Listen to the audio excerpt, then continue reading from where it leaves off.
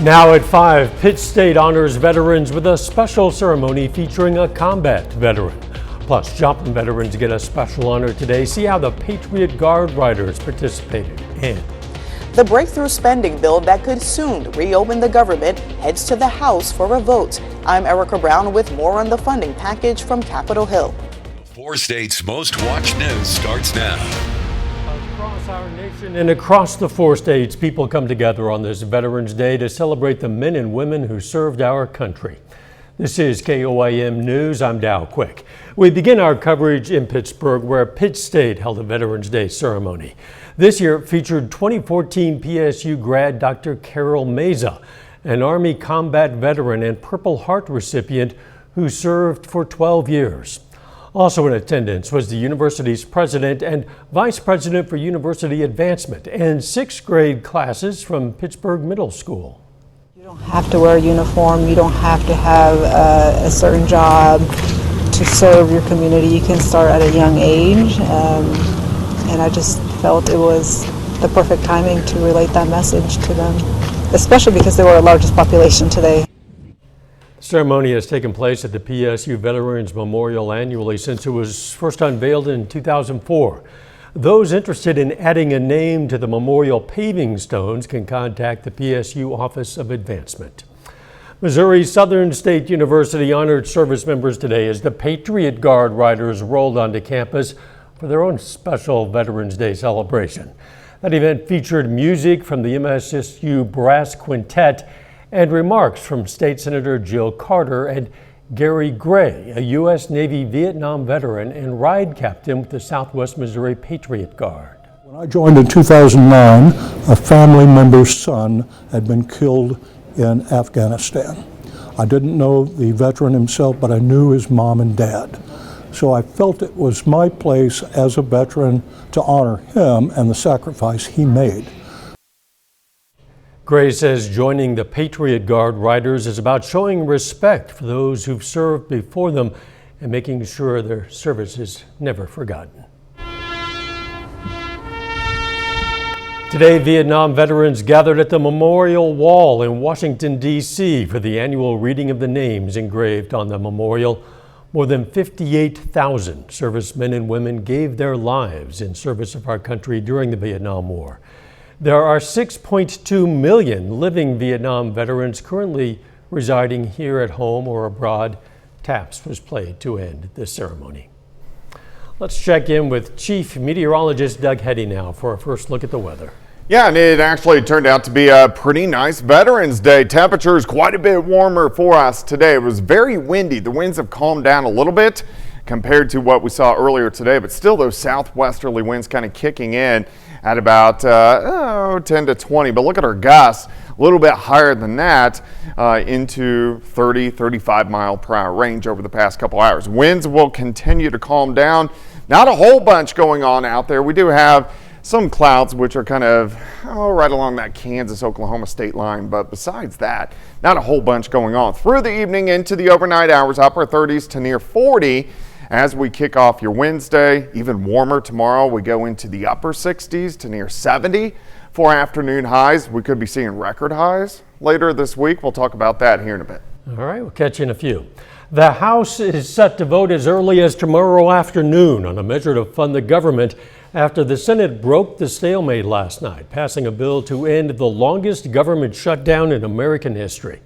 Erica Brown has the latest now from Capitol Hill. At a Veterans Day event Tuesday, President Trump congratulated Republican leaders in Congress after the Senate finally passed a funding bill to end the government shutdown. We're opening up our country. Should have never been closed. 8 members of the Democratic caucus split with the party, voting with Republicans to support the package that will fund the government through the end of January, extend funding for SNAP benefits for a full year, and reverse shutdown-related layoffs of federal workers. But the deal does not include an extension of Affordable Care Act tax credits, the issue at the heart of the deadlock, sparking backlash from some Democrats. A lot of the lawmakers involved feel that they have to be so loyal to their party, but they forget that they have to be loyal to the American people first. The amended bill will now head to the House, where the Republican-controlled chamber is expected to vote on the measure Wednesday. House Democrats will strongly oppose any legislation that does not decisively address the Republican health care crisis. As the spending package moves through Congress, staffing issues, delays, and cancellations continue at airports nationwide. Transportation Secretary Sean Duffy says travel disruptions would have been worse if a deal had not been reached. This Thursday and Friday, I think you would have seen mass, double, triple the number of cancellations and delays in the airspace. Duffy says air traffic controllers could receive most of their back pay within 48 hours of the government reopening. Erica Brown, CBS News, Capitol Hill. The Senate funding package also provides more than $200 million to bolster security for lawmakers. It comes amid increasing concerns about political violence and a rise in threats against lawmakers. Kansas Governor Laura Kelly visited our studio as the U.S. House prepares to vote on that spending bill that could end the federal shutdown. She notes it's not just SNAP recipients struggling. Many federal and state employees whose jobs depend on grants are also facing unpaid weeks. Food banks are absolutely phenomenal, and they're doing the best that they can, but there's no way that they can make up for SNAP benefits or no paychecks. Congress has got to get it back together and get that shutdown over with and start issuing benefits and issuing paychecks. Hear more from our exclusive sit down with Governor Kelly tonight at 6. Still ahead, flights that might cost less than you'd expect. Going private in the skies soared during the pandemic, and the numbers have remained high. I'm Wendy Gillette with the reasons why and how you can fly semi-private for cheaper. But first, moving from the military into the medical field. That's coming up in Health Watch. Topping today's Health Watch on this Veterans Day, those who've served know making the transition back to civilian life in the workforce can be challenging. Michael George looks at a program that trains veterans and active military members to use their skills in the medical field. Adam Filati and Lionel Massey have been best friends since high school. He's like my brother now, you know. They joined the New York Army National Guard and deployed to Africa on the same mission in different units. When they returned, both were unsure what was next. I had no idea what I wanted to do, came back. I was kind of lost. And it's kind of hard adjusting back to the civilian life sometimes. They found a paid training program for veterans and active service members through Northwell Health. They graduated in 2024 and started on a new career path as nursing attendants at South Shore University Hospital. What they're looking for is fulfill the next mission. It is that pride of belonging that they're seeking, where they can put in place all of the talent and all of those intangible skills that they learned in the military. Blood pressure real quick. As nursing attendants, they provide basic care, taking vitals and helping patients, which they say relates to their service. I think it prepared me because there was a lot of teamwork. So with that teamwork, it actually goes hand in hand a lot with what we do at the hospital, because you're always working together constantly. With the camaraderie and, teamwork. So you kind of apply those skills from your background, and I love helping people. The two friends are grateful to be on this journey together. Going through this with my best friend, honestly, is the best thing that could have ever happened. And they have this advice for others. If you like being a hero, in the Army and everything, and you want to continue to be a hero in the civilian life, healthcare is actually a very good option. Just transition from one uniform to another uniform. Exactly. They're both now on a state active duty mission, and their attendant jobs are on hold until that's complete. Michael George, CBS News. Northwell Health's Military Liaison Services Department has more than a dozen programs like the Nursing Attendant Initiative, helping more than 160 service members and veterans. Guns have become the #1 cause of death for teens and children in the U.S. A study published in JAMA found that before 2019, car crashes were the #1 killer of young people ages 1 to 19. But car crash deaths have been declining as gun deaths have been rising. Researchers say vehicle safety and traffic laws likely cause car crash deaths to decline, and a similar approach could work for gun deaths. And babies learn to recognize the sound of a mother's voice quickly, and it can help them with important social skills. A study in Germany looking at the brain activity records of infants found at around 7 months old, an infant is far more attuned to the voice of its mother than to a stranger's voice. Being able to distinguish different voices helps babies distinguish people's faces as well, according to researchers. And that is a look at today's health news. A little bit later, private jets become more affordable with new shared flight options. And a pretty good warm-up for us today. We're going to continue that trend. We're going to look at it coming up. Well, it turned out to be a nice Tuesday for us today. Quite a bit warmer than what we saw yesterday, but the winds very strong, especially during the morning hours at times. We had winds gusting 30, 35, upwards to 40 miles per hour, but in return, we get this, about 25 to 30 degrees warmer outside right now compared to this time yesterday evening. And we're going to continue that trend, that warmer trend, as we go through the next few days. Not a whole bunch going on. You got a few mid and upper level clouds kind of scooting across south central Kansas, northern parts of Oklahoma. Let me walk you through time. We're going to go through your evening into the overnight. I'm going to stop this. Tomorrow morning early, upper 30s to near 40 degrees. So it's going to be chilly, but it was worse a few nights ago.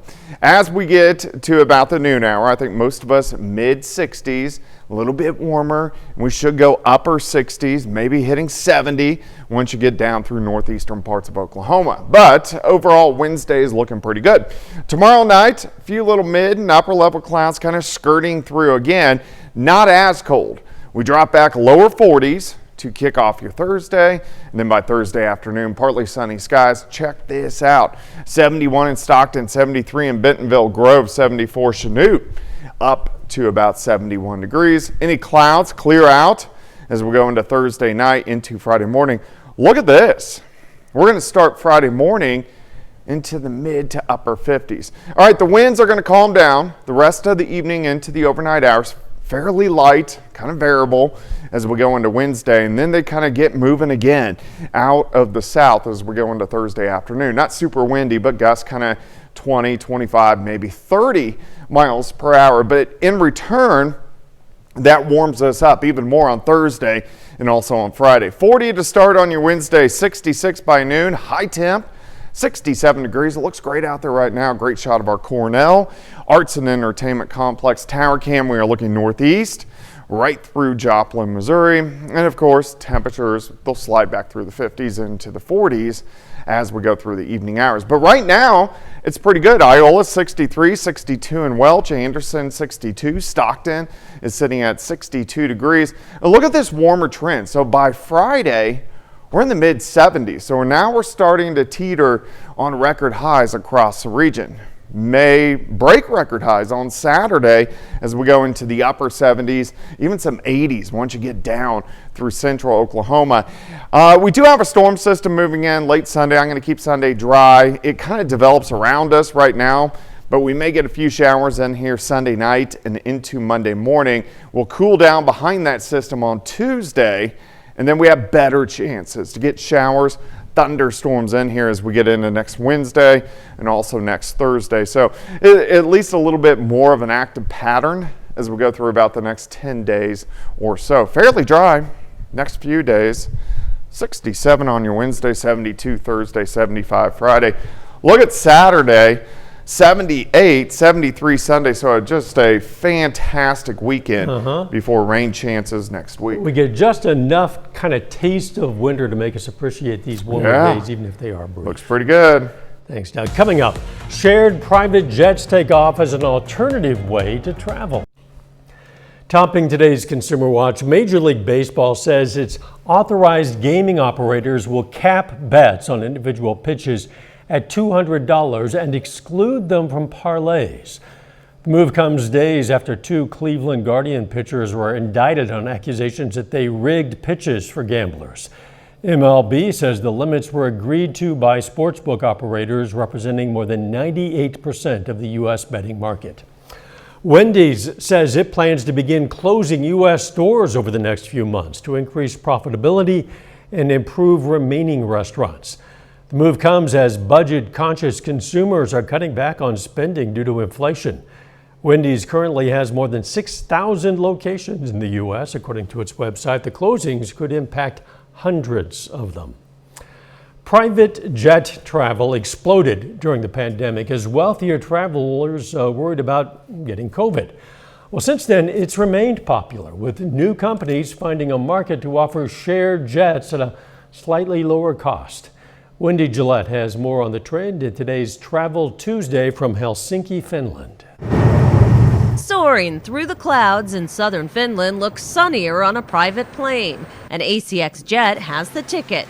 Former flight attendant Jonas Nurmai co-founded the luxury aviation charter company. It's very convenient when you come to Europe if you hire your own private jet or helicopter, because you get to save so much time. Nurmai and a friend started the company during the pandemic with $1,000 and a rented helicopter. They've since expanded in a big way. This year's Golden Globe winners and presenters found their private jet trips in their event gift bags. If you are used to flying first class and you are traveling with your family or friends, the private jet actually these days, it's not even that much more expensive. And it comes with big perks, a VIP pickup from a commercial flight, private airport lounge with goodies to munch on, more treats on board, and creating your own schedule. Of course, all that comes at a price, which is why shared jet companies in the U.S. like JSX are flying high. You're essentially buying onto this flight by the seat and retaining a lot of those same benefits that you would have if you were using private aviation. That means checking in just 20 minutes before departure and bringing four-legged friends along for the ride. Bella Jimenez recently flew JSX from Westchester County, New York to Miami with Archie. I think it's really cool that he can just ride alongside with me and it's just no fuss. The shared jet model is so popular. Another company called Slate is partnering with White Elephant Resorts in Palm Beach, Florida and Nantucket, Massachusetts. The deal nets travelers 15% off a White Elephant property like the newly renovated cottages at Boat Basin where we stayed for a special rate, and $250 savings on a Slate flight from New York, as well as a 6-month complimentary membership. More opportunities to take flight. Wendy Gillette, CBS News. JSX currently flies to 29 destinations on 50 aircraft. Slate operates between the Northeast and South Florida. Now for a high-tech twist on teaching people to drive. A school in the UK is training driving instructors using virtual reality before they hit the real road. With VR headsets, trainees practice navigating tricky traffic and making split-second decisions. The system even gives the teachers double mirror so they can watch both their student and traffic around them. So the real advantage of the VR is the fact that you are here in a classroom and you get to guarantee that you're going to see certain scenes and certain road environments, but also as well it takes the pressure off. Because ultimately you're in a safe environment and we can build up skills step by step by step. Supporters say the hands-on experience without any risk could be a game changer, especially as more bicyclists and scooters share the streets. Final check of the forecast up next. Up next on the CBS Evening News, the tragic flash flood at Camp Mystic in Texas.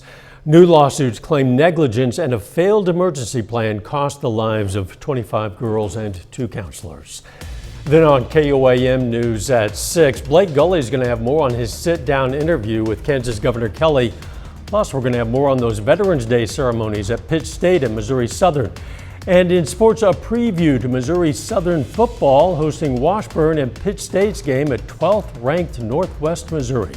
Stay with us for the CBS Evening News, then KOAM News at 6. Doug, final look at the weather. Yeah, it looks pretty good. We're going to warm up even more over the next couple days. 67 tomorrow, 72 Thursday, near 80 by Saturday. Looking pretty good. Thanks for joining us. The CBS Evening News is next. And of course, we're going to be right back here for KOAM News at 6.